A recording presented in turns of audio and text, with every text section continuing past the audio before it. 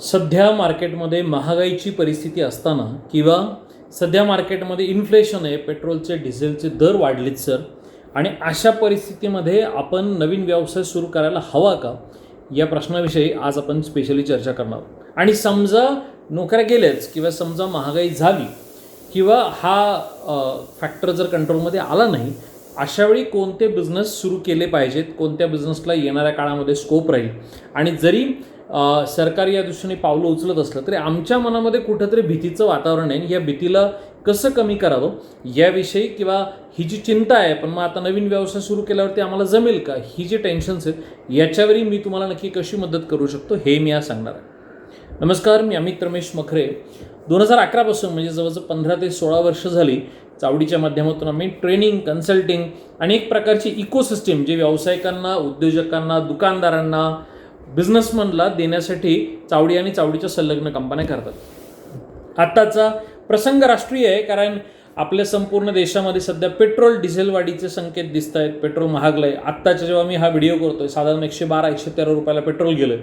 काही जाणकार म्हणतात की 170पर्यंत जाईल, कुणी म्हणते की नाही हे सगळं कंट्रोलमध्ये येईल, युद्धामुळे ही परिस्थिती आहे. अशा परिस्थितीमध्ये सर्वसामान्य ज्यांच्या नोकरीवरती किंवा सध्याच्या करंट प्रोफेशनवरती याचा डायरेक्ट इम्पॅक्ट होतो आहे आणि त्यांना करंट बिझनेस जाईल किंवा करंट नोकरी जाईल अशी भीती वाटते. कारण IT-वाल्यांच्यावरती AIचं प्रेशर येतं आहे. बिझनेसमनवरती सध्या कुठे हॉटेल इंडस्ट्रीमध्ये वारं आहे की ते सिलेंडर महाग होत चाललं आहे, लेबर चार्जेस वाढत चालले आहेत, अनेक ठिकाणचे लेबर निघून चालले आहेत. अशा परिस्थितीमध्ये एवढी वाईट परिस्थिती असताना आपल्याकडे आहे तो पैसा वाचवावा की उत्पन्न वाढ करावी, हा राष्ट्रीय प्रश्न आपल्या सगळ्यांसमोर आहे. खरं आहे की नाही? मला इथे आवर्जून सांगावं असं वाटतं की महागाईचा दर हा आत्ता जरी अगदीच एकदम त्याचा हाहाकार उडाला असला तरी पण अचानक महागाई वाढलेली नाही. राईट, टप्प्याटप्प्यात हे सगळं सुरू आहे. आपण सोप्या मराठी भाषेमध्ये मध्यमवर्गीय उद्योजकांसारखं बोलूयात की जर का एखादी गोष्ट थोडी महागत गेली तर नंतर खाली येण्याचे दर फार कमी वेळा असं घडले की प्रचंड रेट प्रत्येक गोष्टीचे खाली आलेत. काही वेळा काय होतं की 10 रुपयांनी गोष्टी मागतात, नंतर 5नी स्वस्त होतात, पण 5 तशा राहतात. असा पूर्वानुभव आहे. कदाचित मी चुकीचंही असेल, पण त्यामुळं जर महागाईचा दर असाच वाढत राहिला तर उत्पन्न वाढण्याच्या दिशेने वाटचाल आपली होणार आहे का, किंवा लगेच तुमचे पगार वाढतील का? बऱ्याचशा कंपन्यांमध्ये, बऱ्याचशा यूट्यूबवरच्या व्हिडिओज अर्थात मी जे बघतोय त्यातून उलटं असं दिसतंय की उत्पन्न वाढीवरती बऱ्याचशा ठिकाणी रिस्ट्रिक्शन आलेत, इन्क्रिमेंट्स किंवा ग्रोथ रेट बऱ्यापैकी डाऊन झाला. बऱ्याचशे जे माझं बघत असतील त्यांना जर पटत असेल तर तुम्ही कमेंट करून तुमचं पण डेफिनेटली मत सांगा. नवीन कंपन्यांमध्ये किंवा कोणत्याही जुन्या कंपनीमध्ये नवीन एम्प्लॉईची रिक्रुटमेंट जवळजवळ 44%नी खाली आली आहे. मी एक रिपोर्ट्स कुठेतरी वाचत होतो. याचा अर्थ बेरोजगारीची मोठी टांगती तलवार मार्केटमध्ये येणार आहे. याला सगळ्यात चांगला पर्याय की हो, आत्ताच्या या परिस्थितीमध्ये तुम्ही स्वतःचे बिझनेस डेफिनेटली सुरू केले पाहिजेत, आणि तेही यासाठी सुरू केले पाहिजेत की आपल्याकडे आत्ताचं जे काही तुमचं सुरू आहे हे लगेच बंद करा आणि नवीन काही सुरू करा. अजिबात असं काही करू नका.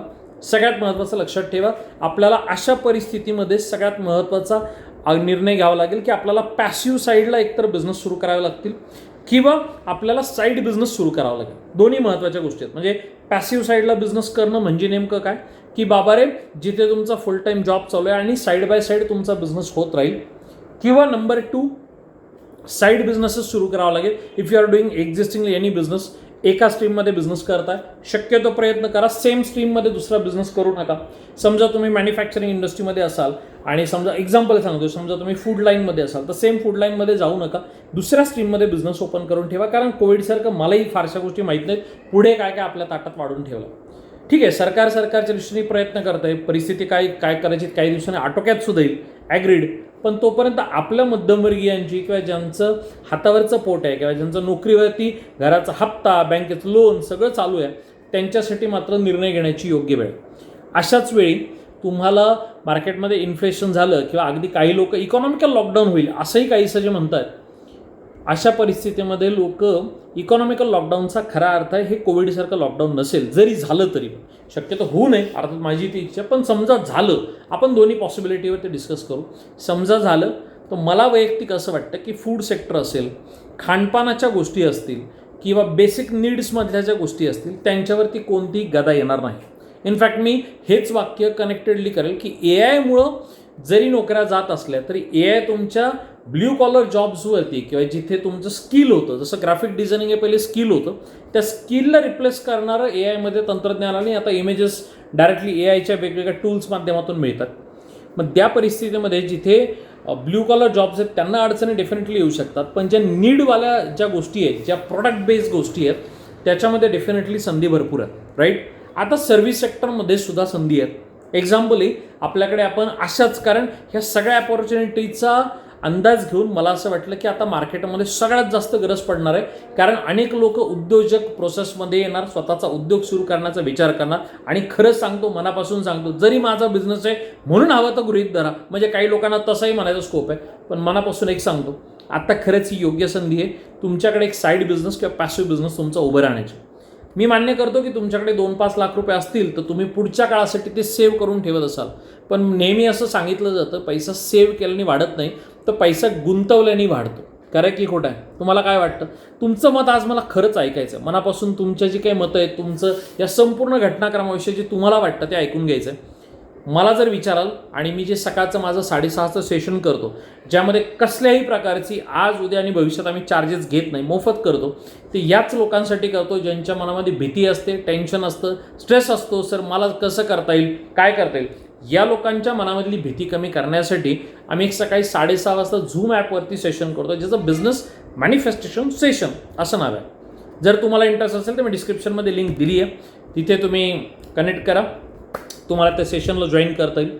त्याची वेबसाईटच आपली bmssocial.com, तिथे जाऊन तुम्ही तुमच्या जिल्ह्याने या ग्रुपमध्ये जॉईन होऊ शकता.